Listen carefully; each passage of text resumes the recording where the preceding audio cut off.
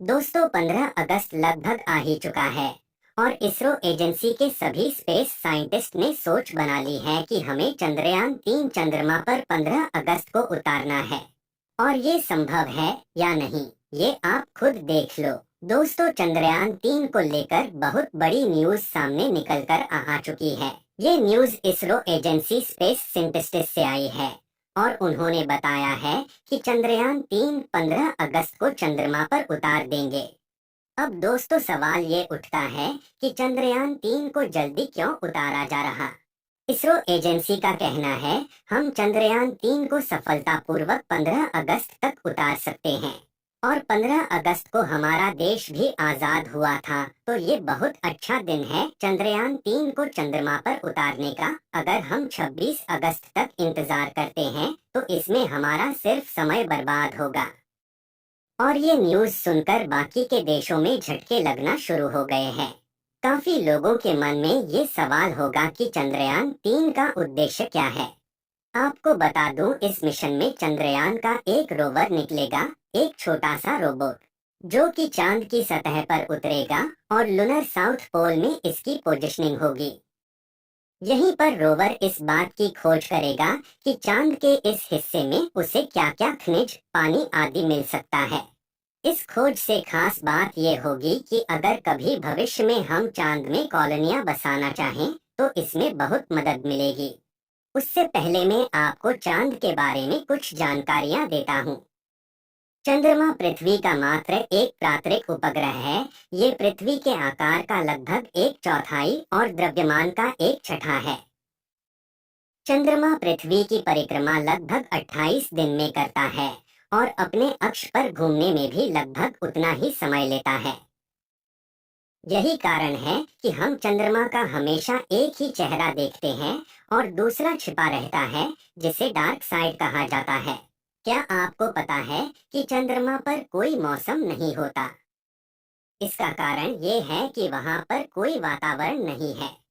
बिना वातावरण के सूर्य और अंतरिक्ष से आने वाली गर्मी और ठंड को चंद्रमा की सतह पर संरक्षित नहीं किया जा सकता है।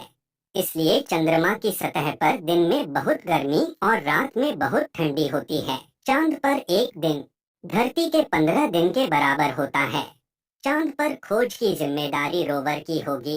इसरो के मुताबिक सॉफ्ट लैंडिंग उस वक्त होगी जब चांद पर सूर्य की रोशनी पड़ रही हो।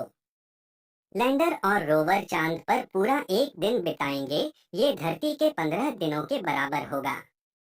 इंडियन एक्सप्रेस की एक रिपोर्ट के मुताबिक चांद के दक्षिणी ध्रुव पर उतरने के बाद रोवर लैंडर से अलग होगा और मूव कर जानकारियां जुटाएगा। चंद्रयान 2 के मुकाबले चंद्रयान 3 की लैंडिंग साइट अलग चुनी गई है। यह बदलाव चंद्रयान 2 से ली गई चांद की तस्वीरों के बाद किया गया है।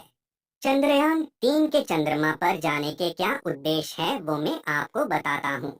चंद्रयान 3 की स्वीकृत लागत 250 करोड़ रुपए लॉन्च वाहन लागत को छोड़कर है। चंद्रयान 3 को चंद्रमा की कक्षा तक पहुंचने में लॉन्च की तारीख 14 जुलाई 2023 से लेकर लगभग 33 दिन लगेंगे। चंद्रमा की सतह पर सफल सॉफ्ट लैंडिंग से भारत इतनी महत्वपूर्ण तकनीकी क्षमता हासिल करने वाला दुनिया का चौथा देश बन जाएगा। सफल सॉफ्ट लैंडिंग की परिकल्पना भविष्य के लैंडिंग मिशनों और ग्रहों की खोज में अन्य तकनीकी प्रगति के लिए अग्रदूत के रूप में की गई है। चंद्रयान 2 की सॉफ्ट लैंडिंग को कई चरणों में करने की योजना बनाई गई थी।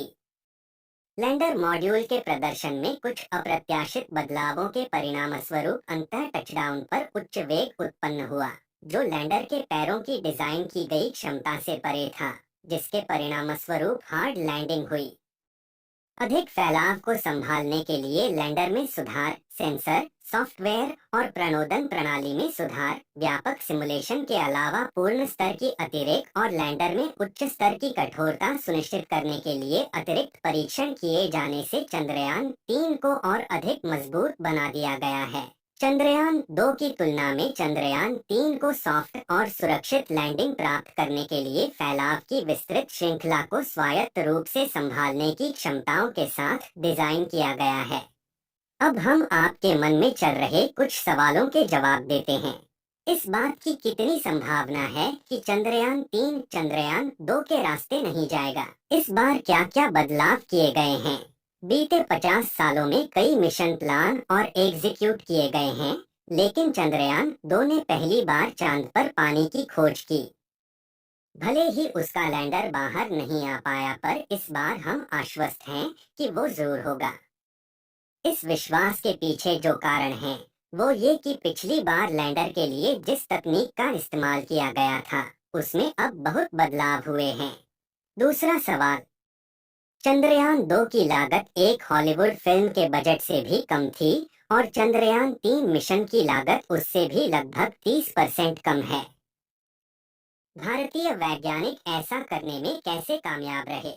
भारत में एक चीज हमें हमेशा से सिखाई गई है कि अपने संसाधनों का भरपूर इस्तेमाल करें, संभव हो तो उनका पुनः उपयोग भी करें। जैसे जब चंद्रयान 2 भेजा गया था तो उसके 3 हिस्से थे, ऑर्बिटर, लैंडर और रोवर। ऑर्बिटर कामयाब रहा और वो अभी भी चांद की ऑर्बिट में घूम रहा है। तो इस बार जब हम चंद्रयान 3 भेज रहे हैं तो ऑर्बिटर का प्रयोग नहीं कर रहे, क्योंकि ऑर्बिटर वहां पहले से मौजूद है। ऐसे में हमारे ऑर्बिटर की पूरी लागत इस बार बच गई। इसरो की सबसे अच्छी बात यह है कि ये ज्यादातर काम इन हाउस करते हैं, यानी काफी तकनीक वो खुद से डेवलप कर लेते हैं, जिससे कम लागत में हम बड़े मिशन को अमल में ला रहे हैं। चंद्रयान 3 का लैंडर चांद की उस सतह पर लैंड करेगा जिसके बारे में अब तक कोई जानकारी मौजूद नहीं है। ऐसे में इस हिस्से में लैंड करना कितना मुश्किल है? यहाँ क्या क्या और कितनी परेशानियां आ सकती हैं? अगर ये सफलतापूर्वक लैंड कर जाता है तो भारत के लिए कितनी बड़ी उपलब्धि होगी। हमारे वैज्ञानिकों ने चांद के एक चुनौतीपूर्ण हिस्से को चुना है। इस हिस्से को लूनर साउथ पोल कहते हैं। इसकी खास बात यह है कि इस पर धरती से सीधे नजर रखना मुश्किल है। यहाँ पर पानी और दूसरे खनिज पदार्थों के होने की काफी संभावना है। और आप सबको बता दूं, चंद्रयान 3 15 अगस्त को लैंड करवाया जाएगा या नहीं, इस पर अभी सिर्फ चर्चा हो रही है, लेकिन काफी हद तक चांस है कि 15 अगस्त को चंद्रयान 3 लैंड करवा देंगे। दोस्तों, अगर चंद्रयान 3 चंद्रमा पर सफलतापूर्वक लैंड कर जाता है तो हमारे देश की इसरो स्पेस एजेंसी नंबर 1 पर आ जाएगी। आपको ये जानकारी कैसी लगी, कमेंट बॉक्स में बताएं।